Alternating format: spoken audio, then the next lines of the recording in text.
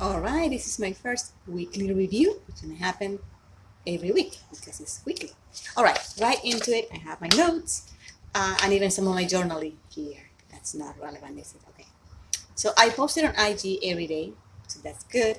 The topic of the week was to reinvent, to start anew, and organization, which has been until now my kryptonite because we're talking ADHD here. ADHD organization. Okay. Um, And also, I discovered early in the week that I needed to stop making myself wrong. So I'm using that approach and I want to keep it like forever.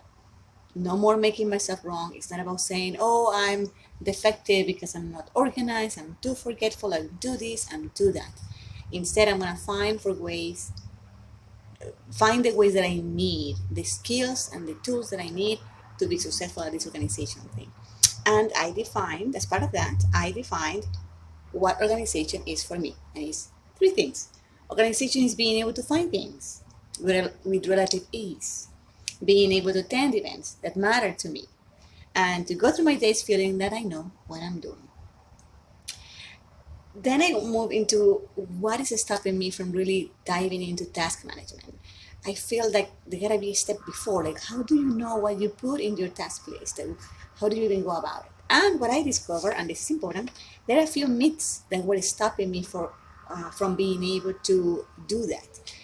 Myth number one, I believed that people have a good understanding of the tasks they should have at all times. And that is not true. In reality, people enter tasks as they discover they need them, and they define what they need to do on as they go. It is okay if a task is define how to fill in the blanks. So it is not true that other people who are organized, they know exactly what to put in there. They figure it out. They think, what do I want to achieve and what are things that want to get me closer? They don't have a full picture, so I don't have to wait for the full picture. Myth number two, people usually complete 10 to 30 tasks a day. I have no idea where I get that from, but that was my belief that if I wasn't completing 10, 30 day things, then that's not what's happening. In reality, some days can be magical, like hello, hyper focus. But people aim for top three, maybe top five. Now, not all tasks are created equal. And it helps me tremendously when I split them in really, really small tasks. So maybe can aim for, excuse me, 5, 7 tasks a day, but definitely not 10 or 30. So that was also stopping me from diving into task management. It was overwhelming me. Number 3, similar to the prior one, if I don't have 1,000 tasks that need doing, then I'm doing something wrong. And that's another one. In reality, trying to make sure that I have all the tasks before I start causes me to overwhelm and to freeze. I can do anything, but I cannot do everything. So what happens here is that not all my 100 ideas go in the to-do lists. They all go in my idea list, but not in my to-do list. So other people don't have this lay down version. So all these things were stopping me to diving into task management because I was making it more than what it really needs to be and more of what it is for organized, successful people. I haven't started yet, but I discovered these myths that were getting in the way from me to do it. Okay. Since I am into this framework of stop making myself wrong, I decided the following. Starting things and not finishing them does not make me flaky anymore. No. Starting things is delicious and energizes me. It is okay and almost impossible to finish. It is okay and almost impossible anyway to finish everything I start. But I don't have to start less things. Starting things is leisure for me. It's something that I do for pleasure. I don't have to finish them all.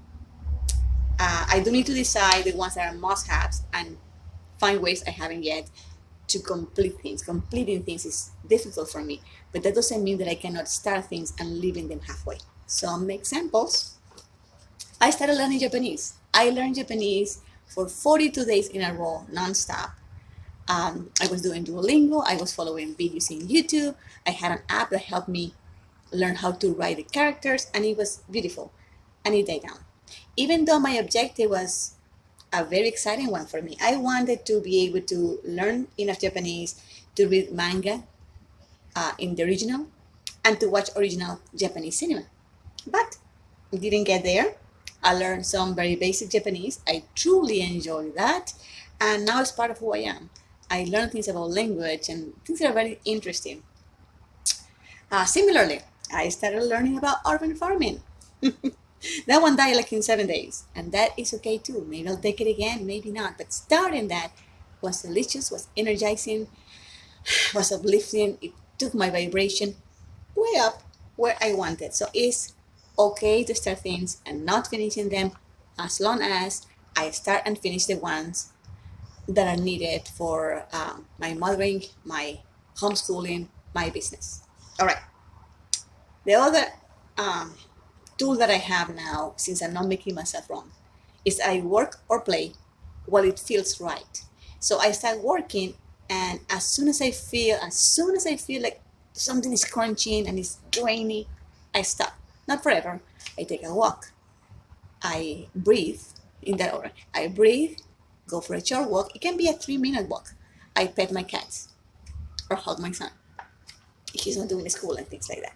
So I refuse to work through that heaviness, which is different than resistance, but that's another topic. But I work and play while it feels right, and if not, I take rests during the day.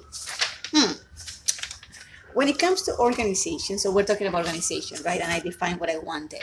Find things, attend events, feel that I know what I'm doing. All right. So identify my main 3 pains from all the things that are unorganized in my life, and they were to have safe and easy logins. I was resetting passwords 2-3 times a week. I got 2 accounts hacked, including Facebook. It's very painful. So I needed a way to have safe and easy logins.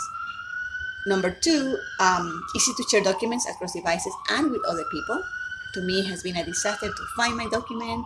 I see it here, why I don't see it on my phone. Sorry, the police found me. No kidding. ADHD moment. Yes, finding things, being able to share documents across devices and with others. And number 3, organizing notes. My notes are in Post-its, in notebooks, everywhere in the digital world. That needs to end. So where I am, I have an ongoing list of ideas now. I have a separate video that I explain how I did that. I keep to adding to that. So that will reduce the amount of times a week that I'm going to be resetting passwords, and it's going to minimize the possibility of me being hacked. So that's beautiful. So the second one is this week I'm going to organize file storage so that I understand when I take a picture here, why it doesn't show there, why it goes to Google Photos instead of Amazon Photos. So I'll figure that out this week. I decided like this, that I wanted to share what I'm finding because it can be useful to others in the same way that other people post and it's useful to me. But that taught me into, and I'm going to try to keep this short, into learning on demand, which was very difficult for me. The old me would have spent months agonizing just to choose the tool that I needed to use. And then once I chosen the tool and self-doubt myself 1,000 times, I would spend also weeks and weeks learning the tool to every single thing. But I didn't have that luxury. So I put myself in a deadline. I was like 10 a.m. I had until 12 to choose a tool, and I chose a Screencast-O-Matic. And for other things that I needed later, like After Edits, I happen to have free in the computer Movie Maker Mini tool. I have a PC. I don't know what it was for, what it would be for Apple, but I just decided the tool in 2 hours, which is amazing.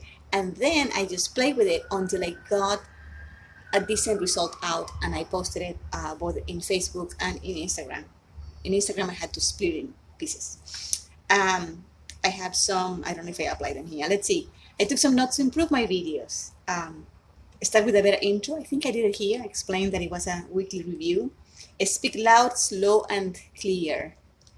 I know I can improve on that. I will, from this moment in the video, I speak loud, slow, and clear. The other only applies to when I'm sharing the screen. Only move the mouse or scroll when needed because I was getting people dizzy.